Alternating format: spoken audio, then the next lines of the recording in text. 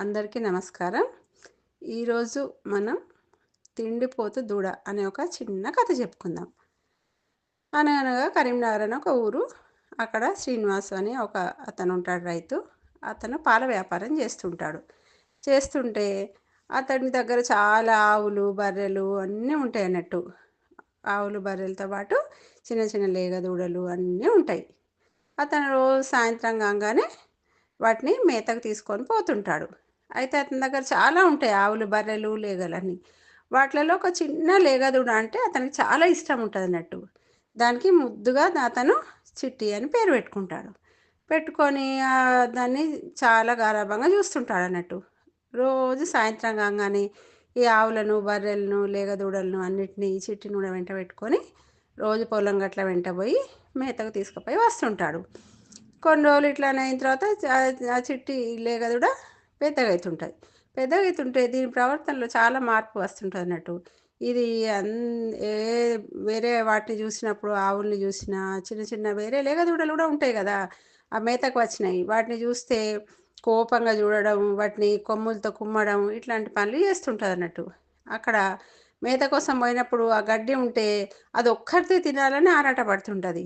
వేరే ఏమన్నా ఆవులో, బర్రెలో అటు వస్తే చిన్న చిన్న లేగదూడలు వస్తే వాటిని రానీయదు. బాగా ముక్కులతో కసురుకుంటూ, కొమ్ములతో ఇట్లా కోపంగా చూస్తుంటదన్నట్టు అది. కొమ్ములతో గుచ్చుతుంటది వాటిని. అయ్యేసరికి ఒకరోజు చూస్తాడు ఇతను కూడా శ్రీనివాస్ ఎందుకిట్లా చేస్తున్నది ఇది అని అనుకుంటాడు. అనుకొని ఏం మాట్లాడడు. మళ్ళీ రోజు గూడా వాటినన్నిటిని తీసుకుపోయినప్పుడు ఇది ఎక్కడన్నా తినడానికి ఏదన్నా ఉన్నా గూడా వేరే వాటిని ముట్టనీయకుండా ఇది ఒక్కటే తింటుంటది ఈ చిట్టి అనే దూడ. వేరే లేగదూడల్ని దాని దాని దగ్గర కూడా రానీయదు. ఎవ్వరితో స్నేహితం చేయదు. అది ఒక్కతే తిరుగుతుంటది. నాకేంది, నేను ఎవ్వరి మాట విననా, నాకు ఎవ్వరు దోస్తులు వద్దు అన్నట్టు చేస్తుంటదన్నట్టు.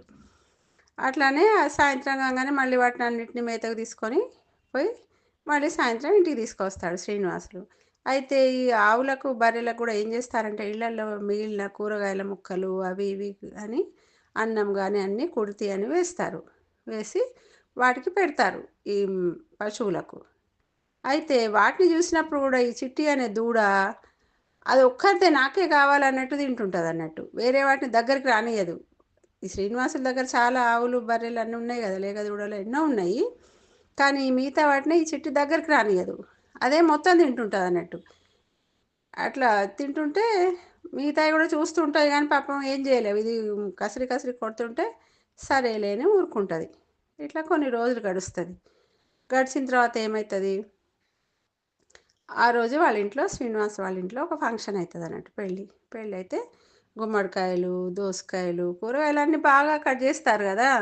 మిగిలిన పొట్టంతా గింజలన్నీ తీసుకుపోయి ఒక దగ్గర కుప్పపోస్తారు. కుప్పపోయగానే అప్పుడేమైతది, ఈ బర్రెలు, ఆవులన్నీ తింటాయి కదా అవి అని అక్కడ పోస్తాడన్నట్టు శ్రీనివాసు. కానీ ఈ దూడ ఉన్నది కదా, ఈ చిట్టి దూడ అదేం చేస్తది, వేరే వాటిని వేటిని దగ్గరికి రానీయకుండా అది ఒక్కరితోనే అవన్నీ తింటూ ఉంటదన్నట్టు. ఆ దోస గింజల పొట్టు, కూరగాయలు, ఆ మిగిలిపోయినవన్నీ ఉంటాయి కదా కూరగాయల చెత్తంతా. అదంతా అదొక్కతే తింటది. మిగతావి తినడానికి వచ్చినా కూడా వాటిని దగ్గరికి రానీయదు. కసిరి కొట్టుడు, కొమ్ములతో కుమ్ముతుంటదన్నట్టు. ఇక అవి ఏం చేస్తాయి పాపం, ఏం చేయలేక దూరాన నుండి చూస్తాయన్నట్టు. ఇట్లా అయ్యేసరికి ఏమైతది, చాలా ఆ రోజు ఎక్కువ తక్కువ ఫంక్షన్ అయింది కదా! చాలా ఉండిపోతది కూరగాయల పొట్టు అదంతా. ఇది వెనక ముందు చూసుకోకుండా ఈ దూడ చిట్టి అంతా తినేస్తది. తినేసేసరికి ఏమైతది దానికి, రాత్రి అయ్యేసరికి ఎక్కడలేని ఆయాసం వస్తది. గ్యాస్ అంతా ఫామ్ అయితది. దాని కడుపు నిండా ఉబ్బరం మొదలైతదన్నట్టు. ఏదైనా ఎక్కువ తింటే ఏమైతది, ఉబ్బరం వస్తది కదా! కడుపంతా కడుపు నొప్పి మొదలైతది దానికి. మొదలు కాంగానే రాత్రి బాగా ములుగుతుంటది.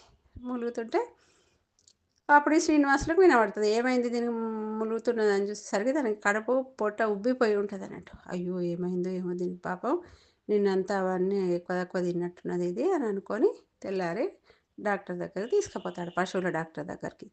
తీసుకుపోగానే పశువుల డాక్టర్ దాన్ని చూసి చెప్తాడన్నట్టు శ్రీనివాస్‌కు. ఇది ఏది పడితే అది తింటున్నది బాగా. అందుకని చెప్పేసి దీని కడుపు కొంచెం ఉబ్బరం తగ్గేదాకా దీనికి ఏమి తిండి పెట్టకుండి అని చెప్తాడు. చెప్పి మూతికి ఇట్లా చిక్కమని కడతారు బర్రెలకును, ఆవులకు. అది కట్టుండి ఇది ఏది కూడా తినకూడదు. ఇప్పుడు తింటే మాత్రం దీనికి ప్రమాదం అయితది. అందుకే ఒక 2, 3 రోజులు ఏది పెట్టకండి దీనికి తినడానికి అని చెప్పి చెప్తాడు.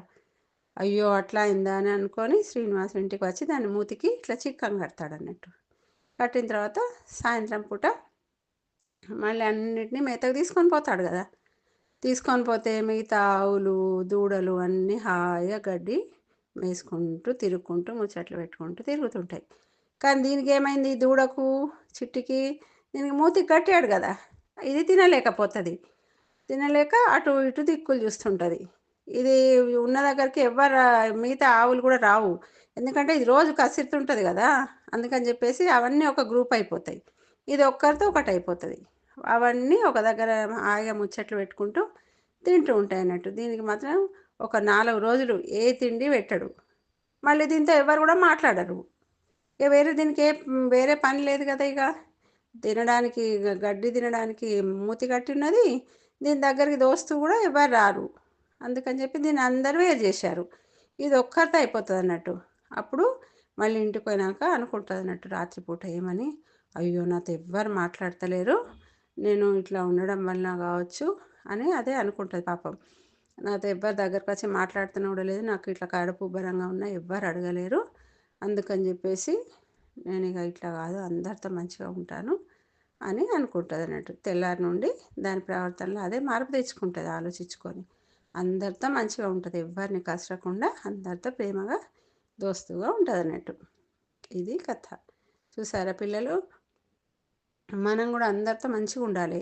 అందరినీ కసురుకుంటూ నాకు ఎవరు అవసరం లేదు, ఉన్నదంతా నాకే కావాలి, ఇట్లాంటివన్నీ మనం చేయకూడదు. ఎందుకంటే మనకు ఉన్నప్పుడు ఏదైనా తినడానికి మనకున్నప్పుడు వేరే వాళ్ళకు కూడా పెట్టాలి. మనకు ఏదైనా ఎక్కువ ఉంటే వేరే వాళ్ళకు కూడా వంచినప్పుడు వాళ్ళు కూడా సంతోషపడతారు కదా.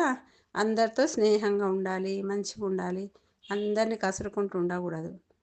చూసారా, మీరు కూడా అందరితో మంచిగా ఉంటారు కదా. Thank you.